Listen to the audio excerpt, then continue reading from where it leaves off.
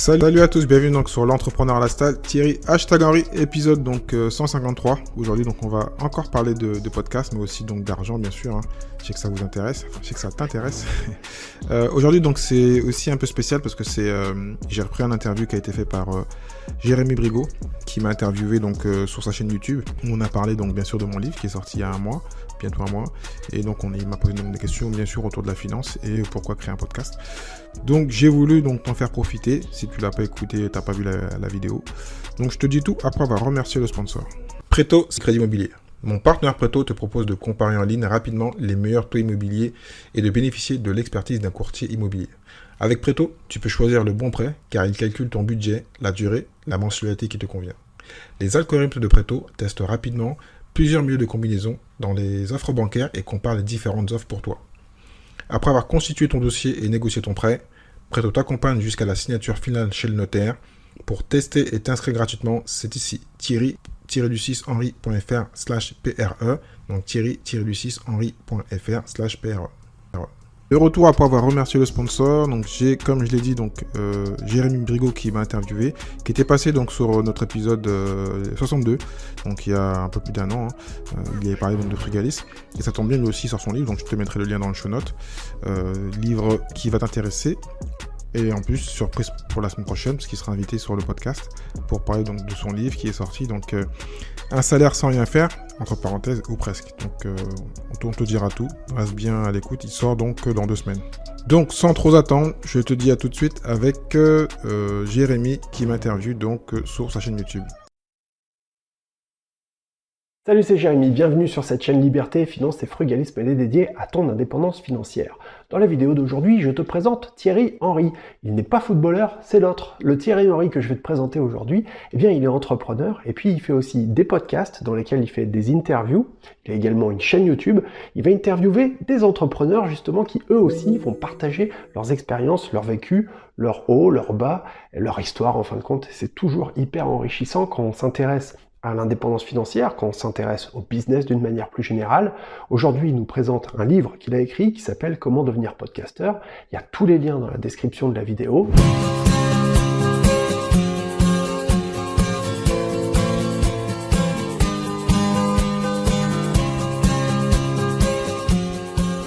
Salut Thierry, eh bien écoute, merci beaucoup d'être avec nous. Est-ce que tu pourrais peut-être te présenter pour les membres qui regardent cette vidéo? Avec grand plaisir. Donc, salut Jérémy, merci de m'inviter donc sur ta chaîne. Donc Thierry, #Henry, donc 45 ans. Je vais me prendre comme si j'étais un bout de 3 enfants. Enfin, je vis dans l'Essonne, je suis encore en France, quand on compare à beaucoup de web marketeurs. J'ai 2 podcasts, dont un dont on va parler. Je viens de sortir un livre, donc Podcaster Pro. Et puis donc, je fais du web marketing, de l'affiliation. J'ai aussi une activité Amazon donc en e-commerce.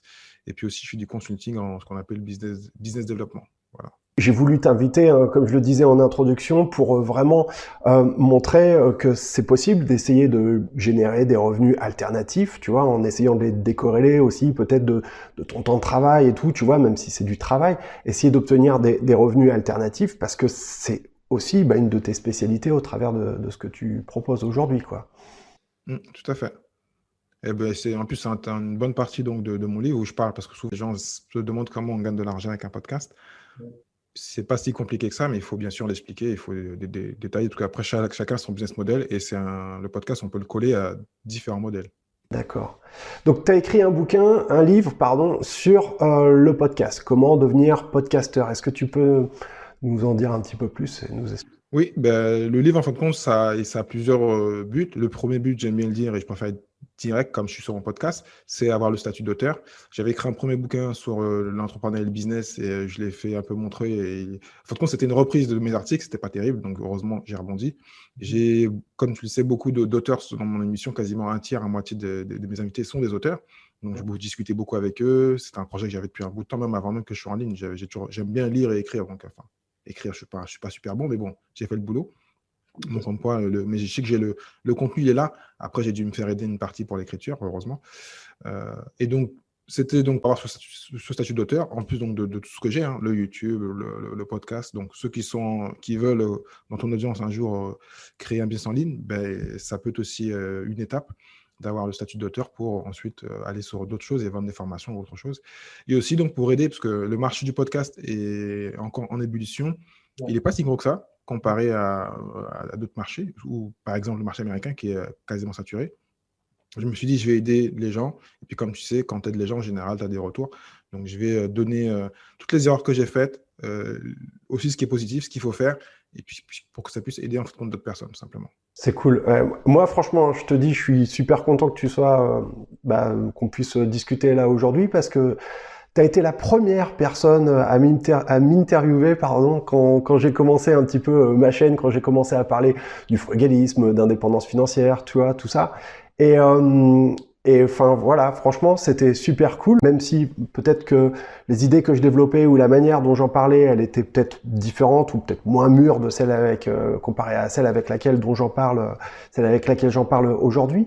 Et moi, je trouve que ce qui est vraiment génial dans ce que tu fais, au-delà de la qualité des interviews, hein, allez vraiment voir sa chaîne parce que c'est vraiment ça nourrit, quoi. Ça fait partie des manières qui sont très efficaces pour se former, d'écouter des podcasts, d'écouter des émissions, d'écouter des interviews. Qu'est-ce que t'en penses? Bah, je suis tout à fait d'accord avec toi. Et puis, moi, j'en écoute beaucoup.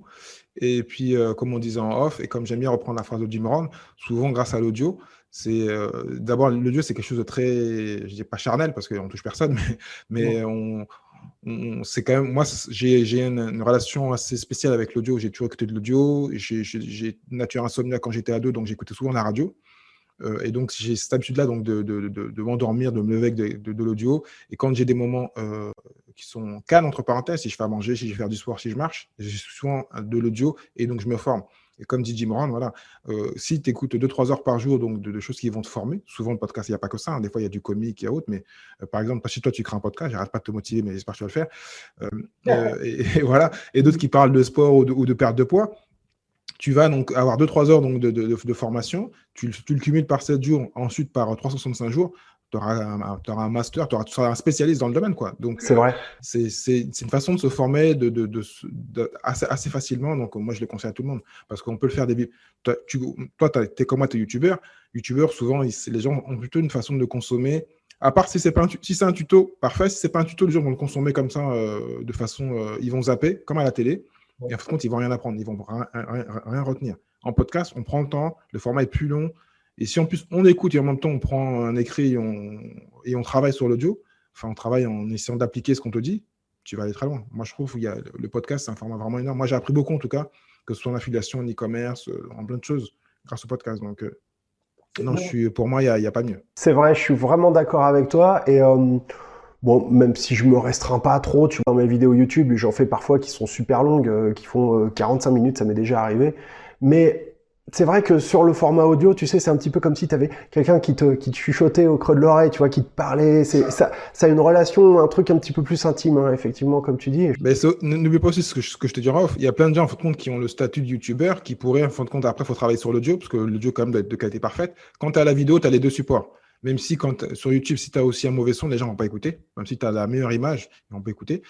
Donc, l'audio, c'est super important. C'est vraiment quelque chose, je crois, naturellement, c'est ce qu'on a entre nous, humains. Hein. L'audio, c'est vraiment quelque chose de spécial. Et beaucoup de youtubeurs pourraient transformer leur audio et le transférer sur iTunes, Spotify. Ils auraient donc plus de trafic. C'est vrai. Je dis, c'est pas développé. Il y a plein de sujets qui ne sont pas développés quand tu vas sur iTunes, Spotify, SoundCloud et toutes les plateformes. Il n'y a pas les éléments. Il faut aller sur YouTube. YouTube, techniquement, est une plateforme de podcast, mais pas une vraie. On ne l'écoute pas de la même façon. Le format est en 45 minutes. Tu le transfères sur les plateformes donc d'hébergement de podcast et ensuite sur iTunes et tous les autres. Ben, les gens pourront t'écouter autrement. Et donc, tu auras à rajouter une communauté sur le podcast. Ouais, c'est génial, c'est vachement intéressant. Et tu sais, bon, moi j'ai bossé longtemps pour des chaînes de télé, j'étais technicien. Et comment dirais-je, j'ai fait également une formation que je propose aux gens pour qu'ils apprennent, s'ils le souhaitent, à se filmer de manière professionnelle, même sans avoir du matériel qui coûte des dizaines de milliers d'euros. C'est tout à fait possible. Et en fait, il y a une des choses, je vous le dis d'ailleurs, si vous vous intéressez à comment vous filmer pour faire des vidéos, etc., la première chose que je vous dis, c'est que on fait pas de la télé, on fait de la radio. Le son est bien plus important que l'image. Et ça, c'est définitif. Donc c'est très vrai que si vous avez besoin de produire des vidéos pour YouTube, c'est également vrai, et encore plus vrai évidemment si vous voulez transformer ces podcasts, ces vidéos du moins YouTube, en podcast plus tard. Et d'ailleurs on le voit, la frontière entre la radio et la vidéo, elle est de plus en plus ténue. Il y a de plus en plus, toutes les émissions radio aujourd'hui sont filmées, et elles sont diffusées, elles sont streamées sur les plateformes, que ce soit dans toutes les grandes radios, Europe 1, RTL, machin, tout. Mais c'est même ce que je dis dans mon livre, parce que des fois, en même temps, je compare et des fois, donc, j'oppose les deux parce que j'aime pas trop voir. Enfin, d'abord, j'ai pas décidé, c'est pas moi qui décide qui gère le podcast, mais des fois, je suis un peu déçu déçu. Comme c'est un monde qui est libre, moi, j'aime bien reprendre la phrase de Seth Godin qui dit que le podcast, c'est le nouveau blogging, que le blogging, c'est trop saturé, il n'y a plus rien à faire, que le podcast, c'est libre. On n'est pas chez YouTube ou sur d'autres plateformes que je connais, que j'aime, mais qui peuvent vous bloguer du jour au lendemain. Le podcast, je fais ce que je veux, je dis ce que je veux, personne ne va rien me dire. Je ne veux pas être banni, entre parenthèses. C'est vrai, ça. Même si Spotify commence à le faire. Mais bon, ça, c'est une parenthèse, j'en parle aussi dans le livre. Mais tu fais donc, entre parenthèses, ce que tu veux, tu es libre, tu as ta propre plateforme. Et donc, automatiquement, tu peux faire différents types de formats et donc grandir et évoluer par rapport à ça. Donc, actuellement, les plateformes où on est libre, à part WordPress, enfin le blogging, les WordPress et le podcast, il n'y en a pas. Même si le reste sont puissants, Facebook c'est puissant, YouTube c'est puissant, Instagram c'est puissant, mais on construit souvent sur le court terme, à part YouTube, parce que YouTube ça reste quand même du SEO, mais le podcast, voilà, et en plus même Google l'a dit, iTunes l'a dit, toutes les plateformes veulent développer le podcast. C'est vrai, c'est vrai, c'est vrai. Non, il faut aller suivre entre parenthèses les vagues. Il y a une vague qui vont, il faut la prendre et il faut aller avec, quoi. On en parlait également avant l'interview, mais c'est toujours les premiers arrivés qui profitent au mieux. Hein, voilà, le premier qui a acheté des bitcoins, le premier qui est arrivé sur YouTube. Pas des bitcoins. Ah, tu vas m'énerver là. Des fois, tu peux aussi créer un podcast, parce que souvent les gens vont se dire, mais je sais pas sur quoi créer, je connais pas le sujet. Soit donc tu as déjà une expertise, tu avances, soit pour ne pas avoir le syndrome de l'imposteur, tu l'annonces directement à ton audience. Je suis un débutant, je vais apprendre avec vous. Et puis tu crains. Mon deuxième podcast, moi je suis ce qu'on appelle jeûnard. Je fais le jeûne intermittent depuis bientôt 4 ans. Et je mange ce qu'on appelle low carb cétogène. Donc je ne mange pas tout ce qui est sucre, glucides, repas, tout ça. Donc c'est des choses que je connais, parce que je pratique, mais je ne suis pas un expert. J'écoute beaucoup de podcasts anglo-saxons. J'invite certains experts donc, du domaine pour apprendre. Mais des fois, je fais des épisodes en solo où je raconte, mais je ne me vante pas et je me dis que j'apprends, j'évolue avec les gens. Donc, et je parle de ma forme, de comment je me suis senti. Donc voilà. Donc, on peut aussi créer un podcast, même si des fois on n'a pas d'idée, sur un sujet qu'on aime bien et qu'on va évoluer avec son audience. Mais dès le départ, on dit la vérité. C'est pour ça l'importance de ce qu'on appelle de la bande-annonce, comme au cinéma. Le premier épisode, dire qui on est, pourquoi on le fait. Et c'est vrai ce que tu dis. Moi, je suis persuadé d'un truc, c'est que les gens aujourd'hui, ils adhèrent à ta personnalité, à qui tu es. Parce que ce que je veux dire, c'est que, j'en sais rien, sur l'indépendance financière, tout a été dit, tout existe, tout est là, partout. Mais par contre, la manière avec laquelle tu vas peut-être aborder les choses, en parler, les transmettre surtout, et puis essayer de guider les personnes sur les bonnes infos au bon moment en fonction de leur profil, et ben ça effectivement c'est ce qui peut faire la différence. Et là en l'occurrence en ce qui te concerne, quand tu parles du podcast, c'est encore plus vrai. Les gens ils adhèrent à ta personnalité quand tu fais tes interviews. D'ailleurs allez voir hein, vraiment, parce qu'il y a vraiment du grain à moudre hein, dans les interviews qu'il a menées avec des personnes qui pour la plupart d'entre elles sont vraiment de grande valeur. C'est très très enrichissant. C'est très enrichissant la manière avec laquelle il va aborder les choses. C'est sa personnalité, c'est ça qui est cool. Merci de le dire, et je précise bien parce que j'aime bien le dire. Là, on ne le voit pas trop, donc allez écouter. Mais moi de nature, donc allez écouter tous les premiers épisodes et ensuite le 100e ou le 150e pour voir la différence. Et que moi de nature, je suis bègue, je parle extrêmement vite. J'ai tous les défauts de communication, et ça ne m'a pas empêché, je l'ai fait. Et je n'ai pas de ton expertise audio ni vidéo. Rien à faire. Je suis passionné, j'aime le podcast. Je sais qu'il y a aussi comment dire, il n'y a pas un pont. Là, c'est un tunnel inversé. Il n'y a rien pour l'instant. Et on en parle. Dans un an, il y aura peut-être 3 millions. En plus, il y aura 20 millions de podcasts. Donc. Et comme j'ai pas de problème moi, j'ai fait un podcast la semaine dernière sur l'abondance. Tout le monde voilà, moi, je veux que tout le monde réussisse. Et donc, je sais qu'il y a des gens qui actuellement écoutent là le podcast, écoutent ta chaîne et devraient en fin de compte se lancer parce qu'ils ont une expertise ou parce qu'ils parlent mieux que moi, ils ont une meilleure manière de faire. Et pourquoi pas? Moi, je n'ai rien à faire. Soli, j'espère qu'il va aider beaucoup, que les gens vont se lancer et qu'il y aura plus de podcasteurs. Et moi, j'irai les écouter. Parce que souvent, j'ai le réflexe d'écouter les anglo-saxons. Le marché en France, il y en a. J'écoute certains podcasteurs français, mais il manque des émissions. Il en manque plein. C'est ça, on est bien d'accord. C'est important de rester naturel. Moi, dans mes vidéos, quand j'ai des hésitations, des E, des A, tu vois, parfois, je le garde, quoi, à moins que ce soit vraiment énorme, mais sinon, je le garde. Euh, j'ai une question que je voudrais te poser. Bon, alors, on fait des podcasts, on peut apprendre avec les podcasts, c'est une manière très efficace de se former, c'est un marché, une niche, une manière de communiquer qui a un boulevard vraiment de développement devant elle, quoi. Enfin, voilà. Comment on fait des sous avec ça? Ah, c'est une très bonne question. Parce que... Non, parce que c'est vrai, parce que si tu le fais et que tu n'as pas.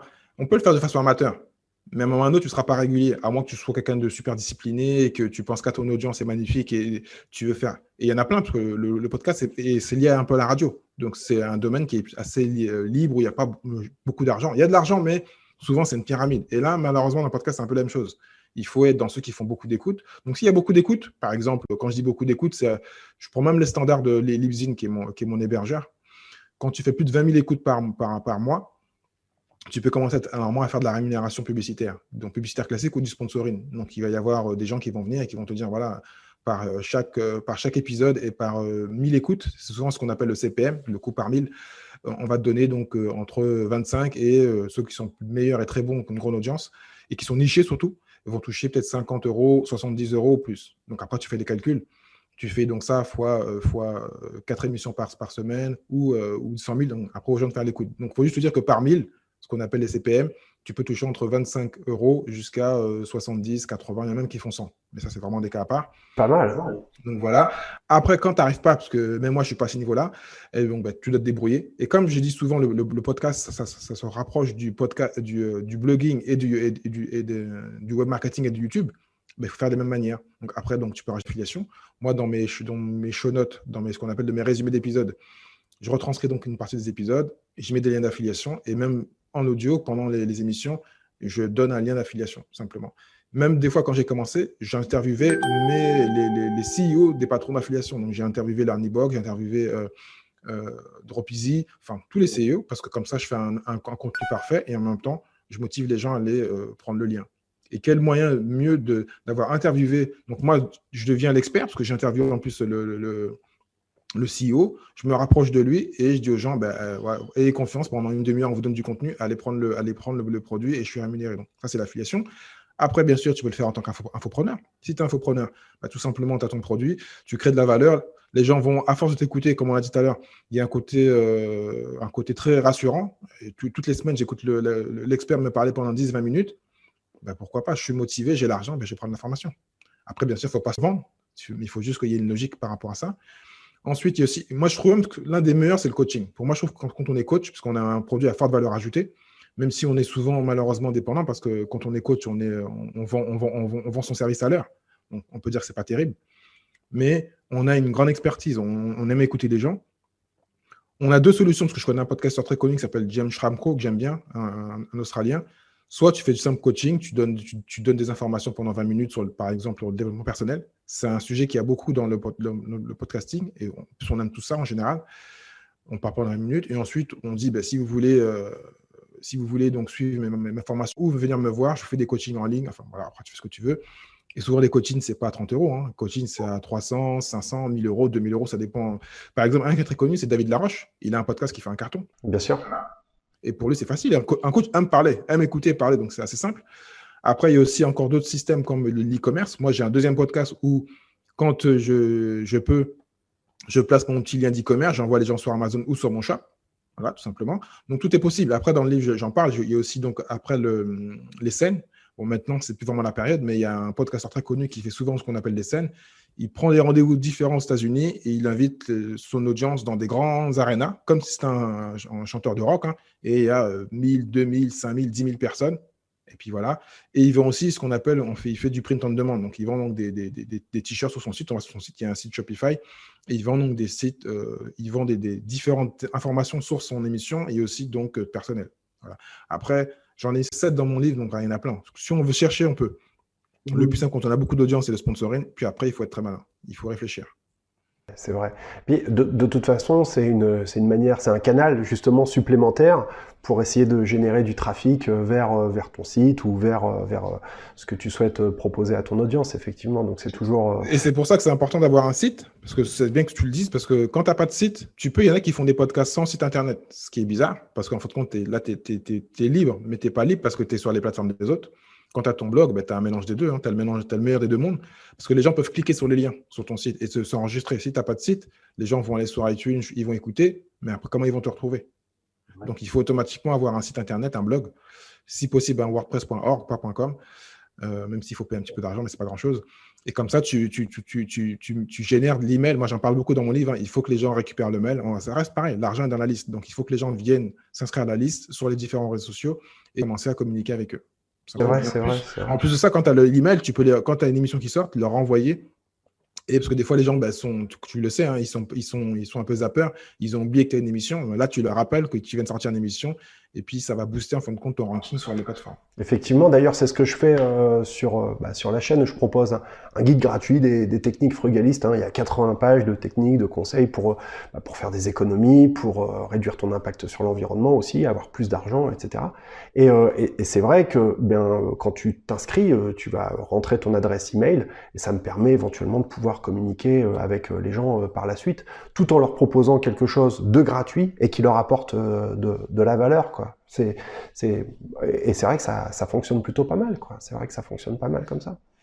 Et n'oublie pas surtout que dans tout ce qu'on a parlé, là on a parlé donc de Facebook, de YouTube, de Pinterest, tout ça c'est bien, mais le podcast, tu as le temps. Même s'il y a l'un des plus grands podcasteurs, bizarrement, lui, il fait des podcasts très courts. J'en parle dans le livre, c'est Chose à savoir, qui est un podcast qui fait quasiment 1 million d'écoutes par mois. Lui, il est énorme. Mais il fait que des petits podcasts de 3-4 minutes. Et bon, super bien fait, c'est super technique. Il arrive à placer une pub, je ne sais pas comment il fait, mais il le fait. Il a des gros partenariats. Mais il fait que 4 minutes, techniquement, c'est rien. Donc, ça correspond un peu à ce qu'on fait sur YouTube et sur les autres chaînes. Mais la plupart, à l'opposé, en général, les podcasts ne sont pas comme ça. C'est plutôt 20 minutes, une demi-heure, 40 minutes, 1 heure, 2 heures. Par exemple, Mathieu Stéphanie, que j'écoute parfois, qui est même un peu trop long des fois, il fait 2h30, 3h. Voilà. Mais quand on prend le temps, quand on prend le temps d'écouter, c'est qu'on est intéressé. Donc, si on est intéressé, je ne dis pas qu'on va acheter tout ce qu'on nous propose à la fin, mais quasiment. Encore une fois, c'est la personnalité du mec et la manière avec laquelle il aborde une question, du mec ou de la fille d'ailleurs, la manière avec laquelle il va aborder une question, une thématique, tu vois, c'est ça qui est intéressant, c'est son point de vue finalement auquel on adhère et c'est la raison pour laquelle t'aimes bien écouter tel ou tel podcast. Et tu me donnes grave envie de m'y mettre. Hein. C'est le but. Je suis content. Moi, si grâce au podcast, on me dit, voilà, quelqu'un me dit, voilà, j'ai acheté, même si je ne l'ai pas acheté, je l'ai eu gratuitement, on l'a donné et j'ai créé un podcast, voilà, je suis content. Mais le pire en plus, c'est qu'on me l'a réclamé. On m'a dit, ouais, c'est cool, machin, tes vidéos, mais ce serait cool si tu les mettais en podcast parce que comme ça, je pourrais les écouter quand je fais mon sport ou quand je suis en bagnole, etc., dans les bouchons. Au moins. Tu sais, excuse-moi de te couper, en plus, ça, c'est encore un gros défaut dans le podcast. C'est que j'arrive pas à faire, mais bon, tu vois, j'apprends, je développe. Tu as deux façons de le faire. Je t'en ai parlé un peu en off. Soit tu prends tes contenus YouTube et tu le mets sur les plateformes de podcast. Il y en a plein qui le font. Ça fait pas terrible parce que c'est le contenu est là, mais ça fait pas très adapté. Ça fait pas trop original parce que souvent les gens ils vont et souvent des fois quand tu fais une chaîne YouTube, des fois tu donnes un peu des choses visuelles, donc les gens le verront pas. Ou sinon, tu crées vraiment un contenu spécialement pour le podcast. Mais comme tu dis, la plupart des YouTubeurs peuvent transférer la moitié de leur contenu ou même la plupart sur leur chaîne de podcast. Et puis voilà, c'est fait. Hein. Ah, c'est intéressant. Vraiment, la raison pour laquelle j'ai choisi à l'origine YouTube comme canal de communication, c'était justement pour essayer au maximum de communiquer, c'est-à-dire d'essayer d'avoir ce qu'on appelle le eye contact, c'est-à-dire regarder bien la caméra comme si tu regardais la personne le plus possible, essayer d'utiliser mes mains, mes gestes, au maximum la gestuelle, pour essayer justement au maximum, autant que faire se peut, parce que ce sera jamais aussi bon que si tu étais en vrai devant la personne, quoi, voilà. Mais essayer justement de créer un lien comme ça avec le spectateur. Et c'est vrai que quand tu es uniquement en audio, c'est pas encore la même chose. Faudrait un micro avec un peu plus de proximité. Faudrait vraiment avoir. D'ailleurs, on le voit, les micros de radio, c'est pas les mêmes que les micros cravates ou les micros de télé. C'est des trucs. Ouais, mais tu peux faire les deux parce que j'en parle aussi dans le livre aussi. Comme quoi, tu vois, voilà, des fois, des gens se posent, me disent qu'est-ce qu'il y a. Dans le livre, j'ai vraiment donné le maximum. Même si on peut toujours dire plein de choses. Moi, j'ai donné l'exemple encore maintenant d'un anglo-saxon, Lewis Howe, et plein d'autres podcasteurs qui étaient que sur l'audio et qui sont passés en fin de compte à la vidéo. Parce que YouTube reste techniquement, je vais le dire, hein, la deuxième plateforme de podcast en termes d'écoute et de vue. Oui. Donc, c'est pas fait pour ça, mais les gens, il y a iTunes qui a le marché, ensuite il y a YouTube, et après il y a Spotify et SoundCloud plutôt Spotify et SoundCloud, puis après il y a plein d'autres petits, des plateformes, il y en a plein. Mais il est vrai que quand on fait, j'aime bien, je crois que c'est, j'ai oublié, le gars de ClickFunnels, il te compare en fin de compte les anciens médias et les nouveaux médias. Ouais. Les nouveaux, c'est la télé qui a toujours eu bien marché, et c'est YouTube maintenant. La radio, c'est le podcast, et le blog, c'est le journal. Mais si on fait le rapport des médias, la télé a toujours été plus forte que tous les autres médias. Mais c'est une façon de consommer différente. Ben, ce que tu fais, ce que font maintenant beaucoup de gens, et même moi, j'hésite à le faire, de faire un podcast vidéo, simplement. Ce qui fait que tu as le meilleur des deux mondes. Et donc, tu crées ton podcast. Il faut juste dire que tu as le bon micro et le bon casque. Tu travailles sur l'audio. Et puis ensuite, tu as les deux. Tu as les gens qui ne sont pas podcast, qui comprennent. Même moi, le tiers de mes invités ne sait même pas c'est quoi un podcast. Ils n'avaient jamais fait un interview. Comme toi. Mais toi, je pense que tu savais c'est quoi un podcast. Mais il y en a plein qui ne savaient même pas c'était quoi un podcast. Je dis, mais c'est pas possible. Le podcast, ça existe depuis quand même un petit bout de temps, depuis 2005 pour être précis. Ils ne savaient pas. Et maintenant qu'ils l'ont fait, ils adorent, ils sont magnifiques. Donc, voilà. Donc, tu peux faire un podcast vidéo. Comme ça, tu as l'avantage de la vidéo plus le côté audio. Okay. Alors justement, peut-être pour ceux qui ne connaissent pas trop les podcasts, comment j'écoute un podcast? Voilà, je fais quoi? C'est bien que tu poses la question parce qu'en fin de compte, qu'est-ce qui fait que le podcast va encore se développer et pourquoi c'est développé dernièrement? Il a été créé en 2005, mais on n'avait pas des téléphones extraordinaires. Même la vidéo s'est développée grâce à iTunes, enfin à iPhone et à Apple qui a développé des téléphones plus performants. Les connexions sont améliorées et c'est la technologie qui fait que ça revient. Il y avait avant la radio, il y a toujours la radio, mais un peu moins. Et donc maintenant, on a des super téléphones. Donc on prend l'application iTunes, je ne sais pas quoi, et on va donc l'écouter tout simplement. Et même sans faire ça, comme Google Podcast est aussi une plateforme, c'est lié à YouTube, hein, tout ça, et à Google. Tu mets un nom dans Google, un nom de podcast ou même un mot-clé. Des fois, tu vas avoir Google Podcast qui va te proposer sans que tu aies besoin de te connecter. Tu cliques et tu vas pouvoir écouter ton podcast. Ouais. Donc, tu as plusieurs façons de le faire. Sur l'ordinateur, bien sûr, il faut une appli ou aller sur Spotify ou sur iTunes ou je ne sais pas quoi. Mais la plupart du temps, c'est par son téléphone portable. Et ce que je te disais en off, et pourquoi j'aime le podcast, demain, la personne, moi, je prends rarement les transports, mais quand je prends les transports, je suis même choqué actuellement. Je vois les gens, ils sont là, ils ne se parlent pas, ils écoutent des vidéos, ils marchent, ils écoutent des vidéos. Ils regardent des vidéos. Mais quand ils vont rentrer dans le métro, ça ne marchera pas en général, à moins qu'ils aient téléchargé la vidéo. Le podcast, tu peux rester pendant des siècles sans réseau. Logiquement, si tu as enregistré l'émission, même sans l'enregistrer, comme ça reste, c'est léger, c'est rien à voir avec la vidéo. Souvent, tu peux écouter le podcast dans le métro. Tout à fait, tout à fait. Les autres formats, tu ne peux pas les écouter parce qu'il n'y a pas de réseau, c'est pas assez costaud. Parce qu'en plus, la vidéo, c'est lourd, enfin voilà. Et donc, le podcast, en général, tu l'écoutes assez facilement. Ok. Donc, on a dit Google Podcast, iTunes, Spotify. SoundCloud, il y en a plein d'autres. Après, c'est un marché qui est bien développé. Bien sûr. Et il y a des choses qui vont bouger. Ouais. Waouh, super. Merci beaucoup, Thierry. Merci à toi. J'espère que je vais enfin écouter ton podcast et que toutes les semaines, on va avoir plein d'informations sur la finance. Et...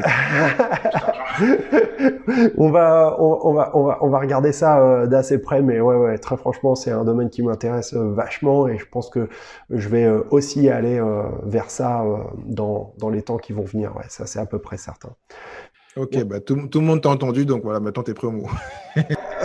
Donc, tu as écrit un livre. Ton livre, on le trouve où, quoi, comment, ça se passe comment? C'est Podcaster Pro qui sort le 7 mai en e-book ou en livre physique, donc sur Amazon. Pour l'instant, je l'ai mis que là, donc je mettrai le lien si tu peux, ou tu peux mettre le lien et puis les gens s'y sont intéressés. Vous cliquez dessus et puis vous arriverez si vous voulez acquérir le livre de Thierry et puis vous apprendrez plein de choses si vous souhaitez vous développer dans le domaine du podcast, si vous-même vous faites des vidéos ou si vous voulez développer un business alternatif ou que vous voulez peut-être parler d'une expertise que vous avez ou d'une passion même tout simplement. Retenez vraiment que c'est votre personnalité à laquelle les gens adhèrent et c'est ça en fin de compte qui va les séduire d'une certaine façon. Ok, on a fait le tour je pense à peu près Thierry. Moi, je pourrais parler pendant des heures, mais je pense que oui, on va pas. Je sais que ton audience n'est pas vraiment liée au podcast, donc voilà. Je pense qu'ils ont l'information, ceux qui sont motivés peuvent le faire. Et puis, oui, voilà, s'ils veulent plus d'informations, ils peuvent aller voir le livre, enfin, lire le livre ou écouter l'émission. Et allez voir, allez faire un tour également sur sa chaîne. Ça s'appelle comment ta chaîne ou où est-ce qu'on peut t'écouter? C'est l'entrepreneur lifestyle. Ouais. Entrepreneur lifestyle. Je vous mettrai également les liens en description de la vidéo. Voilà, je vous souhaite une excellente journée. À très bientôt. Merci. Salut. Ciao. Merci à toi d'avoir écouté cet épisode de l'entrepreneur lifestyle jusqu'à la fin. Si tu as aimé et que tu penses que cela peut aider ou intéresser quelqu'un que tu connais, donc partage cet épisode, like-le, commente-le et bien sûr mets note numéro 5 s'il te plaît. Donc cela va m'aider à continuer à pouvoir monter dans les classements de toutes les bonnes plateformes de podcast, iTunes, Spotify, enfin tu les connais. Si tu souhaites donc recevoir les épisodes directement dans ta boîte email, envoie-moi un email à contact@thierry-lucis.fr contact@thierry-lucis.fr. Je te dis au prochain épisode. Ciao ciao.